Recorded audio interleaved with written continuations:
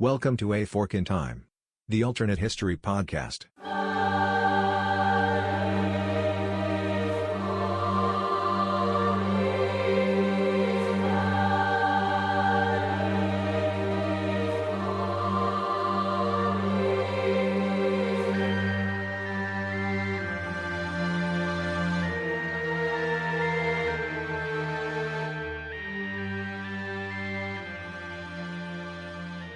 Welcome back to A Fork in Time. Don sitting in the host chair today, joined by show contributor and show now has been both a host, he's been a lead host and a guest host. I've got Chris Capola here. Chris, good to have you again today.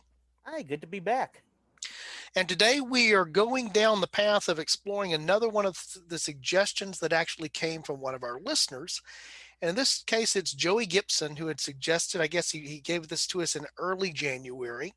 And so I'm just going to try to basically read his suggestion here, Chris, and then we can sort of set up a little bit on the historical what did and obviously get into the historical what if, since that's what we do here on A Fork in Time.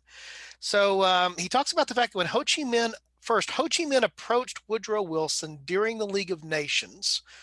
This was actually during, I guess, the Versailles Treaty negotiations following World War I, to talk specifically about Vietnamese independence, and he was ignored.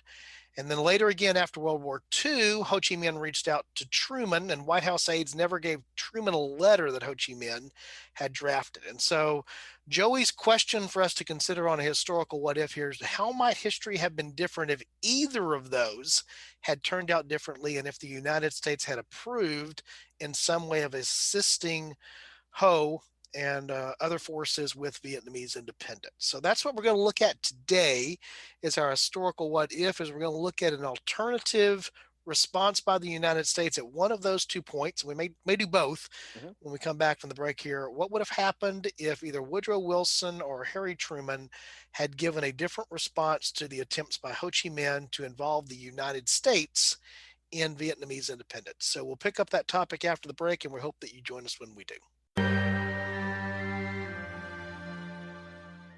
Alexis and Don taking just a quick break from the podcast here. Normally this is where we would have an ad or a mention. I think that's the inside term that we're supposed to, brand mention is what they're called, at least on the website when we're loading an episode. But today I'm just going to directly appeal for one of the other ways that you can help the podcast, where you may not get as much directly back in return as we do from the others, but still something that's important. So Lex, what is Patreon? So Patreon is a platform where actually you can go and support the podcast that you love, including A Fork in Time. Yeah, and it's not just podcast there. Patreon is probably the number one platform for artists and folks who have various things to be supported on. So podcasts frequently are there, but it can be YouTube channels, it can be the other things that are there. But basically it's your opportunity to become a subscriber or a patron, hence Patreon, for the show. So here at A Fork in Time, we do have a few patrons, and we appreciate them. It doesn't cost a tremendous amount of money to put on a podcast, but it does cost money. And so over time, one of the ways that you can help us defray the cost of the podcast, we've been able to use some of the money to upgrade the equipment that we use. Hopefully you notice that from time to time, is actually by supporting us on Patreon. So Alexis, how does someone find how to support us on Patreon? Just go to the link in the show notes. You'll see a Patreon link and click on that and you'll get all set up. Yeah, the other place you can go is actually to our website, which is www.aforkintimepodcast.com. There's a Patreon link there, as well as other non-monetary ways that you can support the show. Alexis and I have said this a number of times. We did not start a podcast to retire on. It's not that lucrative, particularly not a niche podcast about alternate history. But still there are costs in doing that. So if you can help us out either through financial or non-financial means, we certainly would appreciate it. And we appreciate, again, the fact that we have built a global audience of what we think of as being our little community. And so we invite you to be part of that. Anything else you want to say about that, Lex? Just thank you. Thank you. We appreciate it. Welcome back to A Fork in Time, the Alternate History Podcast. Don, joined today by Chris, and we're looking at Joey Gibson, one of our listeners' suggestion, particularly about a different outcome for Vietnam. It's not like Vietnam had any impact in 20th century world geopolitics or anything, Chris. I mean, it was a blip, right? Not more than one major power had any problems there, right? No, not at all. And yeah. I mean, you know what? The music was better. I got to say that, right?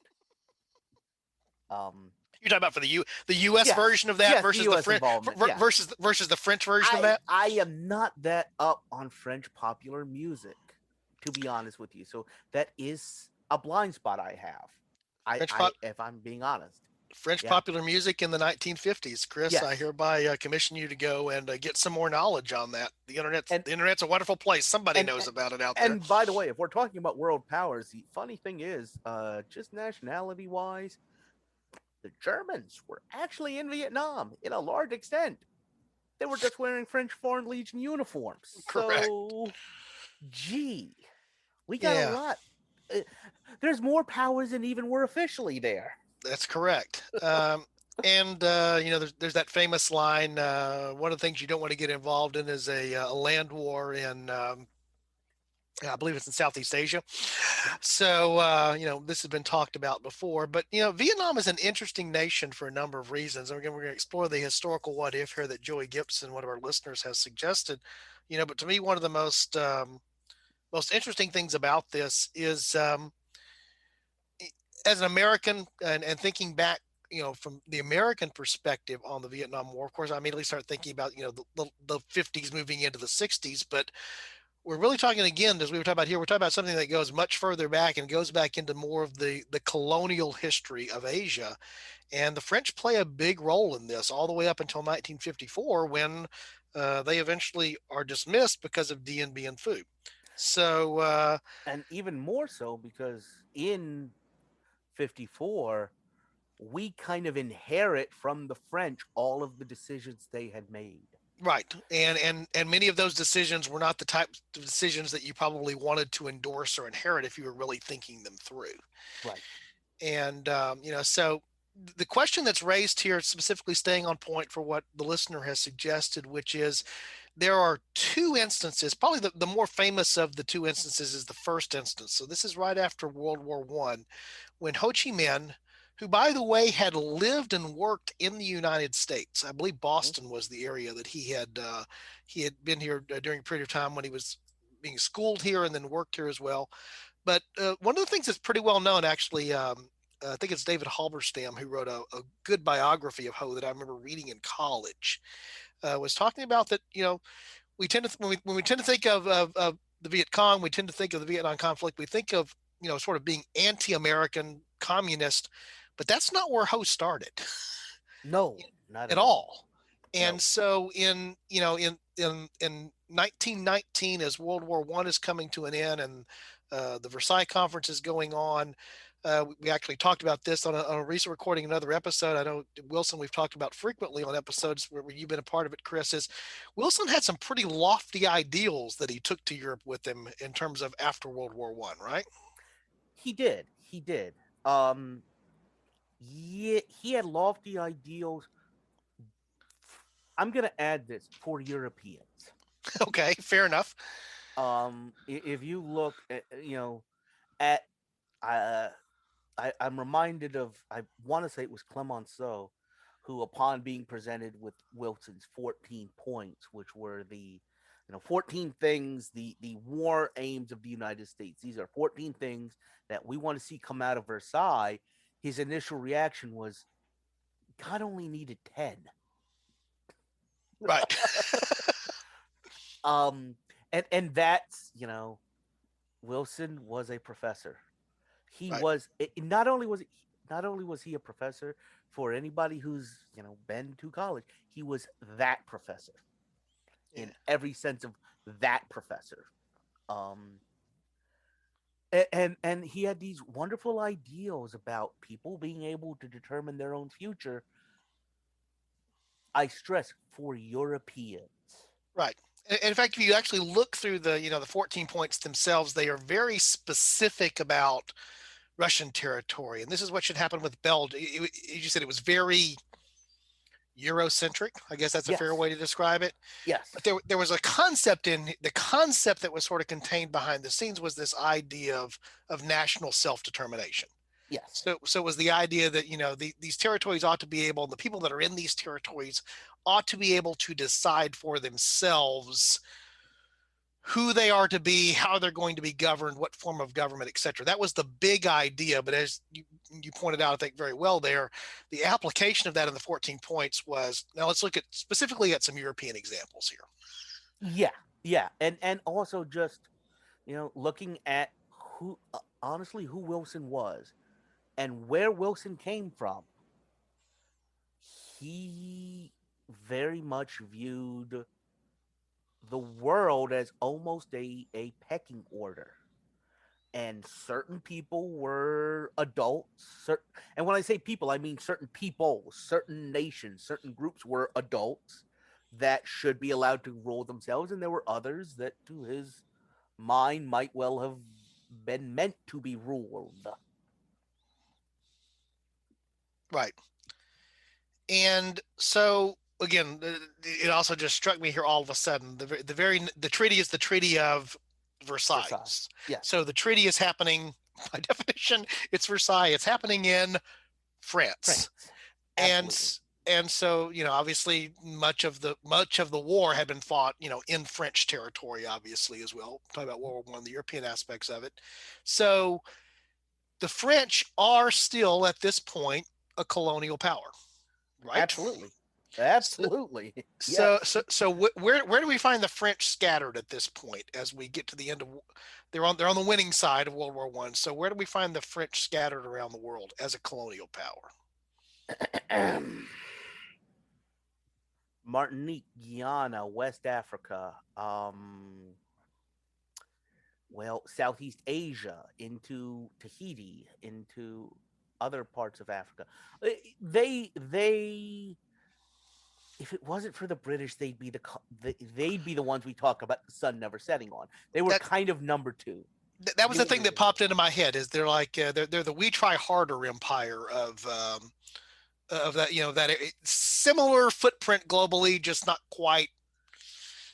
And by the way, this is an interesting thing crossing my mind right now of like the colonial administration and the footprint of what it means to be ruled by somebody. The British were kind of laissez-faire about things, and as you go lower and lower and lower on the scale of we're an empire, you get to like Belgium and the Congo, where they got something to prove. Right. But yeah. So one of the territories here is what is known as French Indochina. Now we will call Vietnam, but at this time it's still called French Indochina. So the French have been there for quite a while, and so Ho, being someone who's looking to end the colonial possession of his nation, of his homeland, has this idea of sort of seeing what Wilson says he's standing for in terms of self-determination, being in the United States, an admirer of a lot of things American, from everything I've read and understood there. This idea of, it's a unique time. This war has just been fought. There's this idea of self-determination that's out here. Now is the time for me to see if they're really, they're willing to put, to do what they say they're going to do, put some action behind their words. And so the idea of approaching Wilson to see if the United States would favor independence for Vietnam. That's what I understand from the question from the listener, and what I understand about my reading of history and doing research on this. That was what Ho thought could happen. Do you think I have a fair summary of that, Chris, or did I miss anything there? You're absolutely right. Just to add a little bit of color here, what is Ho Chi Minh doing in France at this point? He's a dishwasher in a restaurant. Right.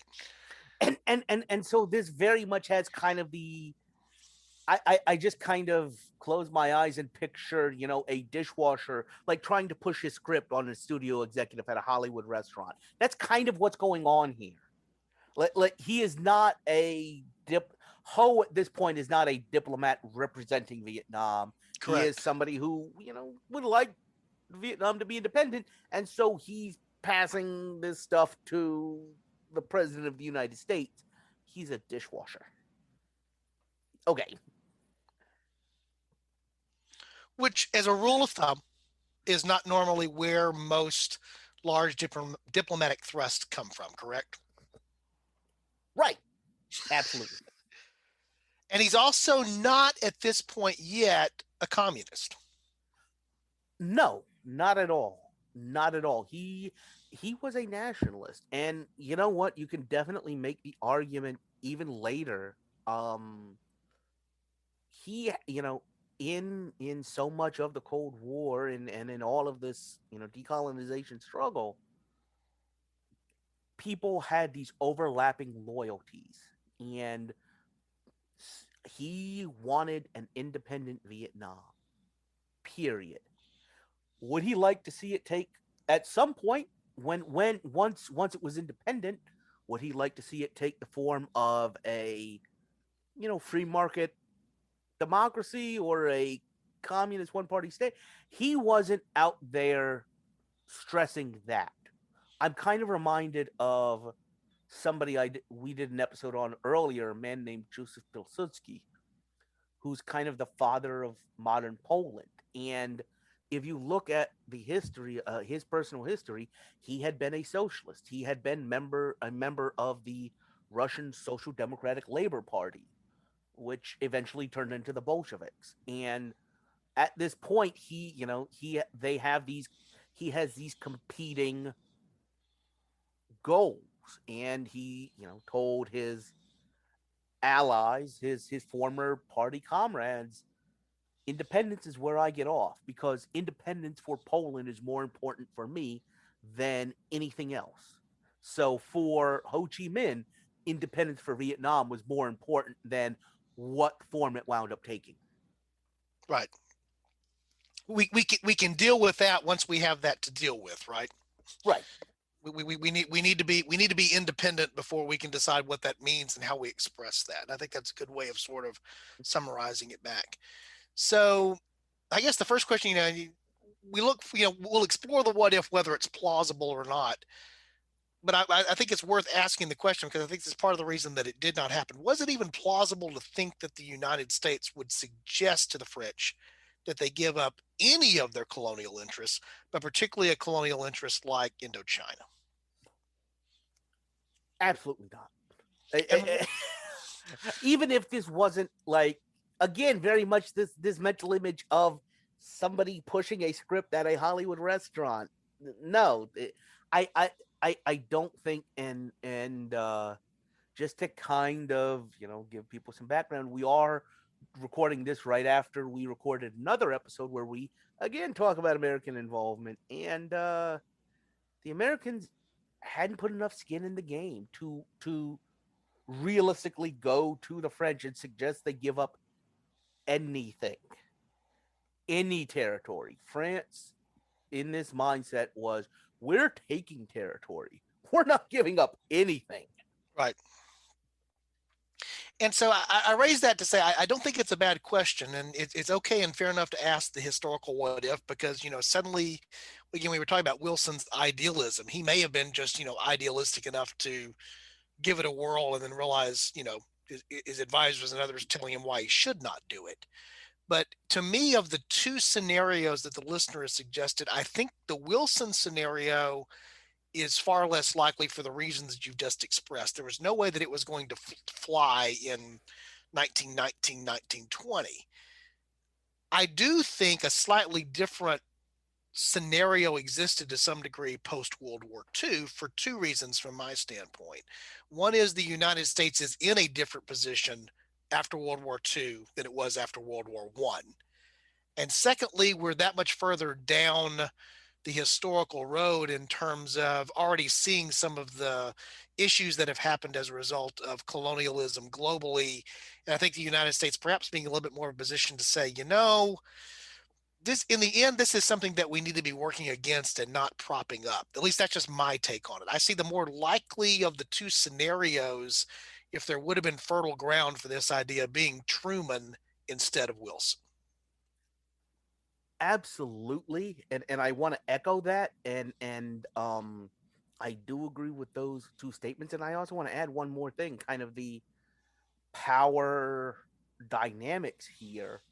Um, in World War One, France was still a, I mean, Churchill the day Hitler came to power in 33 said, "Thank God for the French army." France in 1919 was still well respected. Was still they had they had won the war to a large extent. They had borne the cost of winning the war, so they got whatever they wanted. Um, there isn't really a World War II equivalent of Versailles, but when those discussions are going on, those French officers are arriving at the meeting in American-made jeeps, wearing Right. American-made uniforms that we gave them. The dynamic has changed. Right. And you had already seen to some degree, we talked about this also, and I don't know if these episodes will end up being released back to back, the ones that we've recorded here back to back, but they certainly are related. We spent a lot of time in one of the episodes here recently talking about the situation in South Africa and the British Empire. The British Empire is different even after World War II in terms of they're looking to divest and change the way. It's not an empire anymore, it's becoming the Commonwealth. To me, that's literally the way I think about it, right or wrong in my head, is the relationships are intentionally being changed because the realization of um, a colonial empire stance is not something that's going to be. It's not going to be a late 20th century fad. So that's one of the interesting things, looking at doing a bit of a deep dive to the Atlantic Charter. The Atlantic Charter is the agreement between FDR and Churchill in August of 1941, which on the surface of it establishes friendship and comedy between the special relationship, and says a lot of nice things and doesn't necessarily do too much.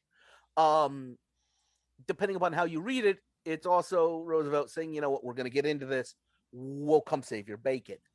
One of the things that America extracts, one of the things that America gets from the British is trading rights, is access to the imperial market, which is important, very important, because at this point, it's the beginnings of America looking at the British Empire and saying, we want a part of that. We want access to that. And we're going to use our current power to gain access to that. So I think, you know, those early Roosevelt negotiations, if you look at, his diaries and what he's thinking and what he's doing, at this point, he realizes that the empires are on their way out, and he is maneuvering to have the United States fill that vacuum in some way. Right. And to me, the other big difference between the end of the First World War, the end of the Second World War, is by the end of the Second World War, and certainly it's going to become a very rapid thing that we notice and pay attention to, is the idea that if you'd ask who Ho is, we talked, he certainly becomes and subscribes to communist ideals. That's a given. Mm-hmm. That ultimately does happen, but I do agree with you. Even when he's a communist, he's a nationalist first. But by the time we get to this second instance, the prism through which everything is looked at globally is starting to move towards what will become the Cold War in terms of the axes of power being the West versus the East in terms of um, capitalism versus communism, and the struggle and the alignment globally in what were formerly colonial disputes are now ideological disputes that are still being overlaid on top of colonial and nationalistic disputes. Yes, yes. And so eventually, supporting the French in Indochina, which the United States does. You alluded to that earlier. The United States sort of inherits the situation in French Indochina, Vietnam. Is they're doing that not because they're really supporting French colonialism, but because they view that as battling against the spread of communism. Right. And I think we discussed it a little bit on a previous episode we did on the Suez crisis. But the United States is kind of pulling two different things here, because in some cases in Suez we're saying, you know what, Britain and France, that is you're not getting away with playing this empire bit anymore. And yet, in other places, we're basically buying that house sight unseen and just taking over as is. Right. And so let's explore the second scenario, since I think we both agree it would be maybe the more plausible scenario. So if we look at that scenario where Truman actually apparently, in some of the reading I was doing, apparently he never even sees the letter that's supposedly sent to him, or there's never, not that he was unaware, Mhm. there was a situation in French Indochina. I think he was aware there was something going on there, but he never basically sees this request that comes, asking the United States to intervene and to provide some assistance in um, I'm going Mhm. to use the term Vietnamese independence. I don't even know what term they would have necessarily used for themselves at that point, but in accomplishing that. So let's say that lands on fertile ground, and let's say that the United States is willing to engage in diplomacy or pressure or whatever it would involve to lead the French down the path of trying to set up a self-determination situation in what was French So Indochina at the time. I think I know a way to a very easy way to accomplish it. Okay, Vice President Henry Wallace. elaborate. He had been he was vice president during I want to say he was either FDR's second. I thought he was his Yeah. 39th vice president. Didn't he have like 52 of them? Or That's a distinct does it just seem that way, right? somehow FDR, yes, somehow he was FDR's 39th vice president, but the United States 52nd. Right. Somehow that worked out. Kind of a Grover Cleveland situation where they're not all, yeah. He was the vice president of FDR for the majority of the war. He was elected at least in 1940. I want to say John Nance Gardner was the vice president initially in 32, and I want to say was again in 36. Yeah, But and you're correct. Wallace is runs with Roosevelt in 40, the unprecedented third term given the circumstance, yes, and Truman is not until the 44 election. and there's all of this backroom stuff about Truman becoming the 44, but let's say that Roosevelt stuck with Wallace just for the scenario. And the reason that's important is this: Wallace was a former Secretary of Agriculture. Um, and he was one of those people working with FDR to gain access for American goods to the British Commonwealth. He was one of those people who was out there saying these empires are on their way out and we need to fill the gap. So under a Wallace, I feel like he's going to be receptive to somebody coming in and saying, "Hey, we'd like to be our own country," rather than seeing, "Well, the French are on our side, aren't they? So if you're trying to get out of the French, you're against us." And what you understand what I'm saying? Wallace would have had a more nuanced and was an open decolonizer. Right. And I think generally considered to be, you know, these terms vary over time, but probably a little bit more liberal in that respect than Truman was in terms of being open to the idea of doing that. So if that Very much. happens, no, we're just going to skip through a lot of detail here, which is tough to know exactly how it would have worked, but that's also the powerful thing we can do in what if history. So let's assume that either by hook or by crook, the United States is able to convince the French, persuade the French, threaten the French, whatever it takes to allow independence without it being fought for as directly by the forces that were under Ho. Mhm. We assume that Ho would have been thankful to the United States. Yes. And so it would not have been antagonistic to the United States, even though ideologically there may have been differences there. So does this really avoid, I guess my question is, again, thinking about this now from what I readily admit is a very narrow American perspective, does that ultimately actually avoid the United States involvement in Vietnam, or would there probably have been something equivalent to that? It just wouldn't have been in Vietnam. It would have been in some other, Southeast Asian nation. So we wouldn't be talking about the Vietnam War. We'd be talking about the Southeast Asian country X war that had the same impact on the United States as the Vietnam War did. Um, I feel like the change could be this. Um, in if you look at so much of the history of the Cold War, one of the problems that the United States faced was we wanted you to say you were an American. Well, to some extent, we wanted you to say you were an American Democrat, and then we would support you. Um, I feel like if in Vietnam, and you did mention Wallace was out there. Wallace was a full-on progressive. He actually challenged Truman in 1948 from the left. Right.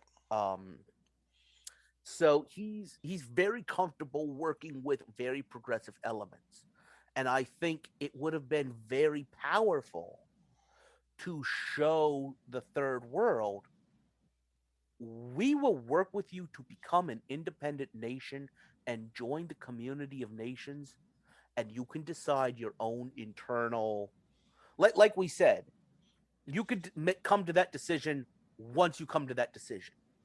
Once you come to the point of how is your country going to be structured, you can come to that decision when it comes to that point. So, kind of the United States being the power for nationalism and for Wilsonian self-determination. And I think if the United States actually implements that, actually takes the side of we're going to move the colonial power out and support domestic nationalism. And if we take that route, we can take the legs out of a lot of the success the Soviet bloc had in the third world. That's assuming that we do that. That is not a safe assumption to me.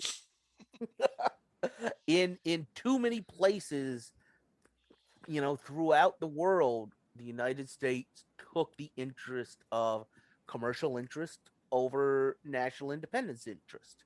Right. So I'm thinking about, right at the same time as Diem Vim Phu and the Geneva Accords, there's Guatemala, there's Cuba, where we have a long history of things going wrong. I mentioned earlier, it was in this episode, the Belgians in the Congo, and we, if the United States determines that our policy, our national goal is to move out European powers and move in, I think we might be able to prevent having a Vietnam War or something that is that jarring to the United States. I don't think we're set up for that. Yeah. I think somewhere we're going to say, oh, well, gee, they say nice things about us. They must be a local and they're who we want. And yeah, we'll get involved in the same thing again. Yeah, I think that it's one of to me it's one of those challenges, particularly coming from an American mindset about what I want to believe. American ideals are there, and what I practically see. At the end of the day, geopolitics is geopolitics, Mm-hmm. and it tends to trump a lot. Reality trumps ideology a lot. In Yeah. fact, almost constantly. And so, while I think it's one of those nice concepts, and I do want to explore briefly here. What is if we were to have that, what you just described, highly unlikely thing happen? What does that mean?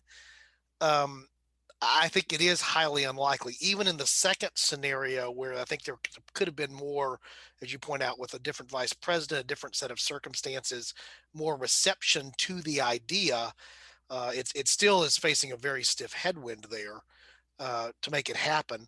But even if it were to happen, we have this idea. Well, okay, if you take away the what eventually became in the United States a lot of domestic strife over that conflict. Even if you remove that, there were other things that were going to happen inside the United States just because of domestic issues that probably would have pitted some of the same forces and ideologies against each other. It just wouldn't have been around Vietnam. It would have been around some other subject, if that makes any sense. There would have been a substitute for Vietnam, like you say, fill in one of 10 to 12 different candidates around the world that would have been the proxy discussion about what the United States should or should not be doing. I'm talking about from a domestic political standpoint that manifested itself in the Vietnam in protests, what we think of as being the Vietnam era. Well, I think one of the other things that's just shooting through my mind right now, if we take this completely out of the realm of world geopolitics, and we're just talking about U.S. politics and what is happening in the 1960s and the effects that the war in Vietnam has on American domestic politics, I'm thinking about a man named George Meany, who, and I promise I can explain who he is because not a lot of people know who that is. George Meany was the president of the AFL-CIO, and he was hard anti-communist. And when you look at what happened with how Vietnam played out, I think a lot of that, what is today the Rust Belt, and a lot of that, that blue collar worker, to some extent, left the New Deal coalition over this, Right. over Vietnam. They were Nixon's great silent majority. They had been solid Roosevelt people, and the, and if you think about all of the other changes that were brought about, the civil rights, the youth movement, all of these things, they were okay with.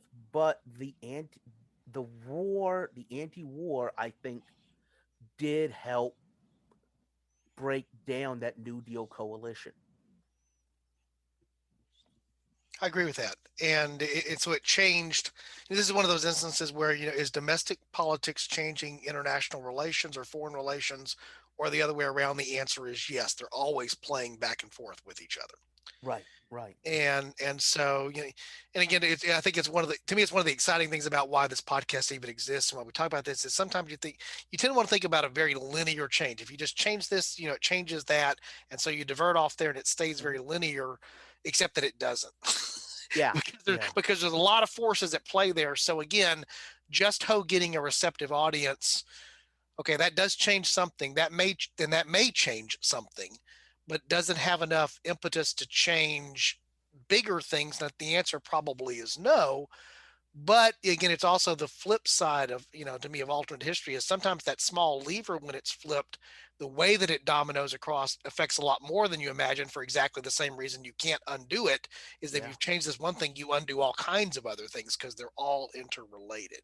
right. And, in my mind, just for example, the economic pressures that are put domestically in the United States of trying to, aside from the social pressures and the political change that you just did a good job of describing there, but just the economic pressures of fighting a Cold War on a lot of fronts, but also funding an actual, shooting war in Asia. In the case of Vietnam, even though it's, I guess technically it's, it's a, I guess, what does it really go under? It goes under sort of the idea of, I guess, a police action in some way, although that's really what Korea is. It's a war, but it's not a war, right? Yeah. It's involved. It's the way you hear it's the U.S. involvement in Vietnam. Yeah. We call it the war, but it's not formally declared in the sense of a formal declaration of war. But that still had an economic impact. The idea, I remember first time I ever heard guns and butter, as a concept, and the idea that there was money that was needed for domestic programs, the Great Society, but you also needed money for the Cold War, expressed here in the hot sense and what's going on in Vietnam. Absolutely. Absolutely. And that dollar can't be spent on both without creating an issue. So again, I really appreciate the topical suggestion from Joey. Scale of 1 to 10, Chris, what is the likelihood of his first scenario in terms of even getting Wilson to give it the time of day? You give it a 1 meaning no way in the world, a 10 means certainly that could have happened. I'm gonna give it a generous 2 to 3. I feel like, you know what, maybe you might have caught him on a good day. I don't know, but it's low. And for the second scenario in with Truman post the Second World War? Same scale. Um, I would say closer to 7, given the will on the part of the United States to recognize that and to tell the French to sit down and shut up. Um, it's we didn't talk about this, but that's going to create problems for us in Europe, in NATO, um, which even though it's kind of an ossified, is a big front in the Cold War. Um, Maybe you have the French doing more things like they did with the British in Suez. They're a little harder for us to deal with. Um, but the thing is, if you look at the situation on the ground in April 1945, when the war is over, when the first troops go into Indochina, if they're not Americans, they're there because the Americans want them there. We allow them there. Right. And that power dynamic has changed completely. And it's a matter of, does the United States want that to happen? And if they do, it's going to happen. I agree. Cool. Do you think we missed anything on Joey's question? Anything that we ought to hit that crossed your mind that we didn't as we went down the path? Um, I was thinking a little bit. I just threw out that European situation. We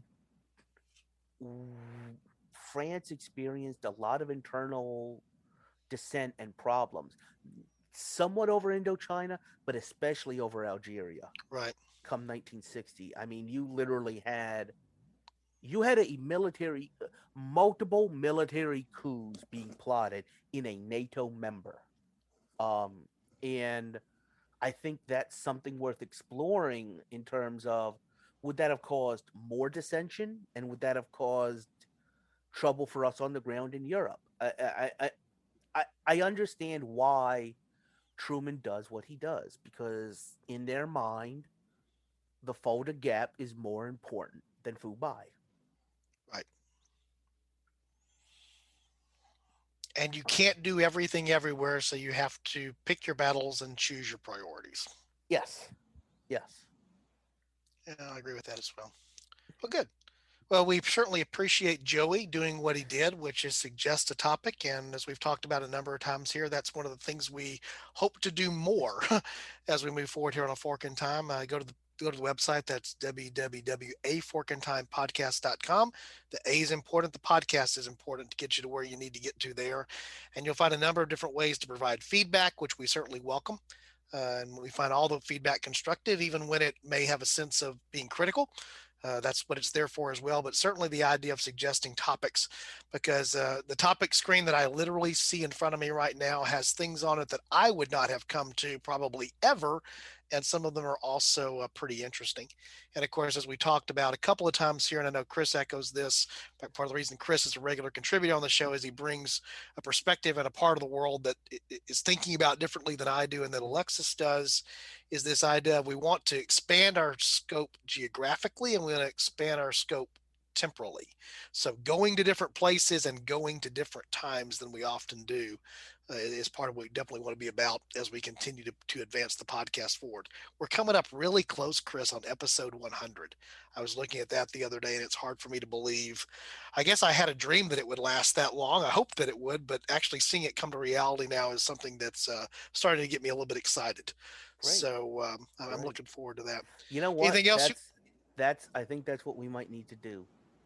I think episode 100 might be when I finally say we can stop World War II. Ooh, I want to see if we can do it. I will reserve that slot for you, Chris. But that also puts you under the clock because we're getting really close to it. So so we'll get there. One of the things I do want to tease and look forward to is Chris has already agreed to, and we'll be taking on some solo episodes on his own and with others that he knows. So those are part of what's coming out here. And also just remind our listeners that, if you have some ideas and some suggestions, you too can find yourself talking into a microphone and being part of what we do here. We welcome guests and co-hosts as well. So again, all of that information can be found on the website. If you enjoy the podcast, let others know about it. There's links to our social media aspects that are there, easy to share episodes, our entire back catalog. If you feel so inclined, you're capable of doing so. The opportunity to support the podcast financially or monetarily also exists there through Patreon. But most importantly, we just want to say thank you for giving us your time and your attention, because we know there's tons of things that could draw that, and it's not Don and Chris and Alexis and Brant and all kinds of other folks that we've introduced here talking to you about history. But we're appreciative that you enjoy hearing us and giving us the feedback. That's a big part of what this is about, is building a community, as Alexis and I have said pretty much since the start of the podcast. Chris, you have anything you want to tell the listeners or talk to the listeners about? Not particularly. I think you summed it up pretty well. All right, good deal. So again, we appreciate your time and your attention. We're going to sign off for this episode of A Fork in Time. And as we do so, we're going to remind you, as we always do, our suggestion is, if you just so happen across that fork in time, maybe a good idea would be, take it. Talk to you soon.